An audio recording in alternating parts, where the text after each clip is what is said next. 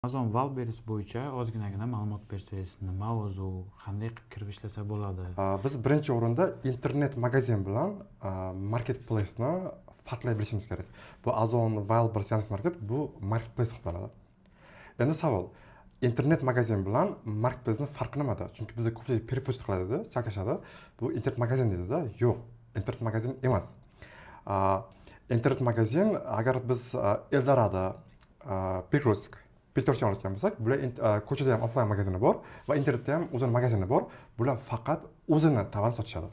O'zlarini tovarini sotishadi. Siz aytmoqchisizki, Prekrostikani offline magazini bor hamda o'zini sayti bor. Sayti bor. Bu yerda internet magazin deyiladi. Da. Magazin. Marketplace bu e-commerce. Bular o'zining siklatiga ega. Bular prosta o'rtakash.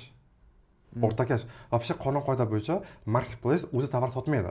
Agar kimdir Wildberries'dan, Amazon'dan tovar sotgan bo'lsa, aytadi-ku, Wildberries sotib oldim deydi-da, lekin bilmaydi, işte o tovar biz yubordik. Da. O'ylaydiki, Wildberries'dan oldim, bu Wildberries'ning tovari deydi. Yoki Amazon'dan Yandex tovari deydi-da. Yo'q, bu tovarni bizga o'xshagan sellerlar yuborishadi. Вообще-то по правилам bo'yicha, endi как бы marketplace o'zi tovar sotmaydi. Tovarni sellerlar sotadi. Marketplace'lar bu xaridorlar bilan продавецlarni, sotuvchilarni bir joyga yig'adigan platforma.